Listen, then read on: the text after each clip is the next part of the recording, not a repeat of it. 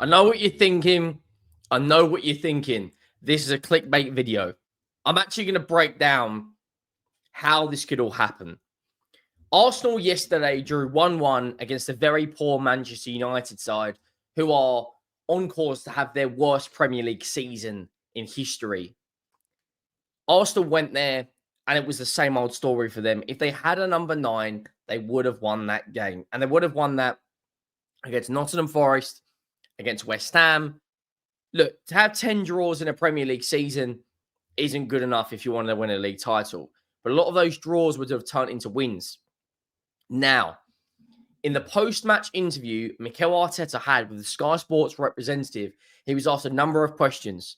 And Arteta was frustrated at the result, but he was asked a question about the striker.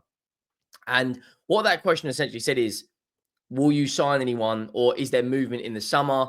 Is the title race over? And he just kind of moved on, walked away from the interview. Now, we're sitting here, it's the 10th of March. There's 10 league games left of the season, and Arsenal have got minimum of 3 Champions League games left because they are through to the quarterfinals. Their Premier League season, as you can see, they're 15 points away from Liverpool. They're not in a good place in terms of the morale in the fan base. A lot of them are very much up in the air. A loss and 2 draws in their last 3 games. They've handed Liverpool the Premier League title, and the door has been open. Liverpool drew to Fulham. Liverpool drew to Newcastle. Liverpool have lost games to Forest. But for whatever reason, Arsenal didn't buy a striker. Make sure you go down and drop a like on the video if you haven't already. Make sure you do it, that subscribe button. 90% of you who watch the content every single month are not subscribed. And we're 700 subscribers away from 48,000.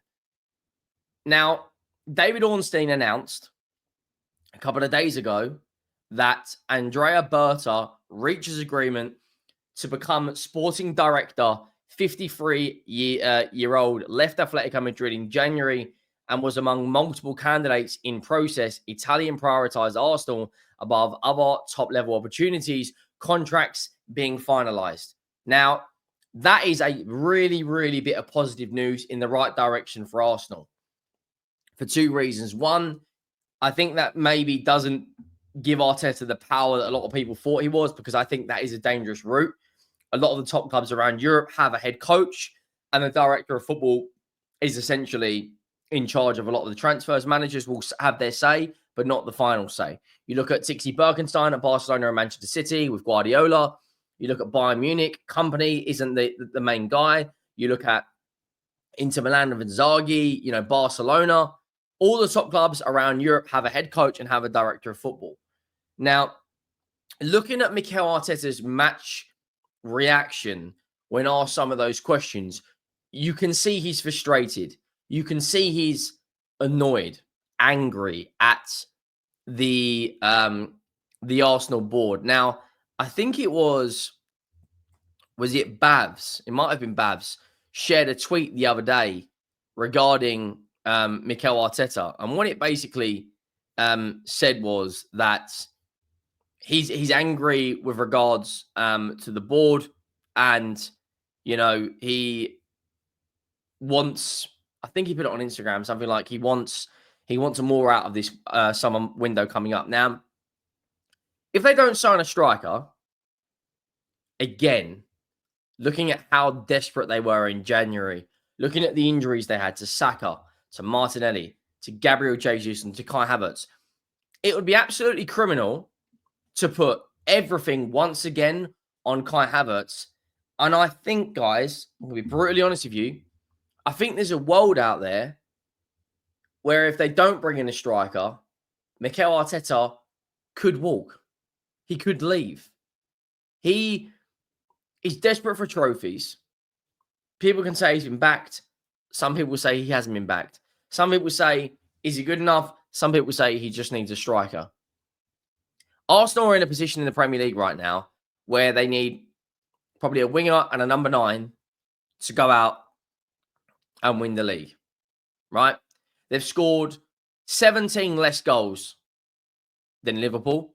They've been outscored by Chelsea. They've been outscored by Manchester City. They've been outscored by Spurs. Bournemouth are only 5 goals behind them. Brighton are only 6 goals behind them. There's a lot of teams right now that have got dangerous attacks, good midfields, well-balanced teams. If they don't sign a striker, I don't think they win the league next season. And then the question comes around, is Arteta good enough? That whole debate, Arteta out, Arteta in, will restart. They have to sign a striker. In my opinion, if they neglect that area again, I honestly believe he could walk. He signed a 3-year contract. His current deal expires. I think it expires 2027. So the 42-year-old manager will have 2 years left in the summer. If they don't sign a striker this summer, they don't notoriously do business in January.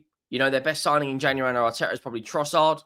You then go into next season. If they don't sign a striker, they get into January again, and before you know it, we're in 2027, and Arteta's contract will be expiring. And then the question is, if he does go, who do they go and get? A lot of people talk about Simeone. In my opinion, Arsenal would have to pay 25, maybe 30 million euros to get him out of his contract. Are they going to do that? I don't know. Ruben Amorim, he was 20 million euros to get out of Sporting, and he doesn't have anywhere near the same footballing CV as Simeone.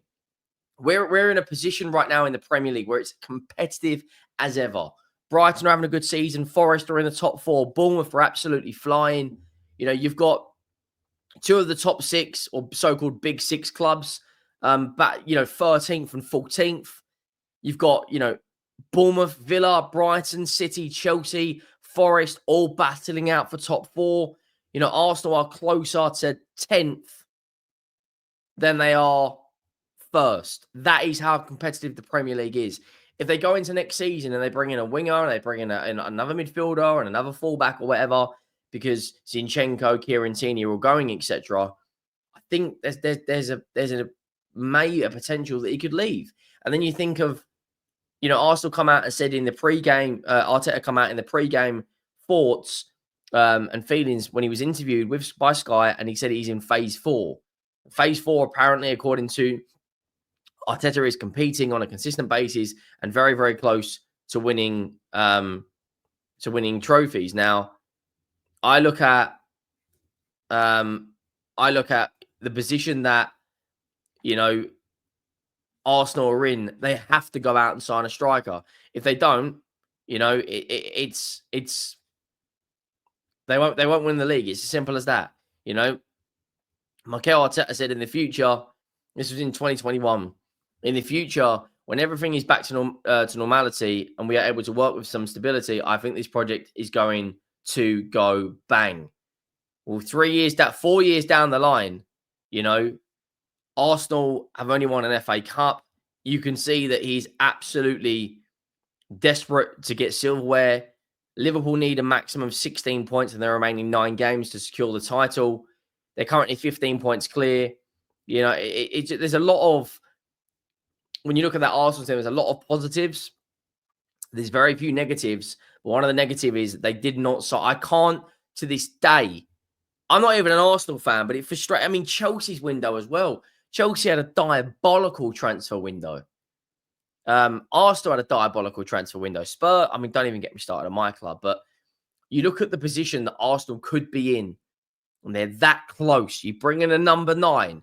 If they went out in the summer and dropped 120 million on Alexander Isak, every single fan in the Premier League who dislikes Arsenal would shit themselves. If they brought in a Victor Gyökeres, the same. Victor Osimhen, the same. Benjamin Sesko looks the most likely. Huge question marks around him. Does he have enough firepower? Does he have enough experience? Is he good enough? Etc. etc. etc. I look at the position that Arsenal are in, being that close. If they neglect it again, I think he goes. I think he walks. He was angry, very, very angry yesterday. And when a man is angry, he will either calm himself down and go again, or it will get to boiling point and he will explode. Let me know your thoughts down below. Make sure you drop a like. Make sure you hit that subscribe button. Big game on tonight as well. We're in the Premier League with Newcastle up against West Ham. If Newcastle win that, you know, they would go all the way up to 6th, and they're currently 9th. Make sure you drop a like, and I will see you next time. I am out.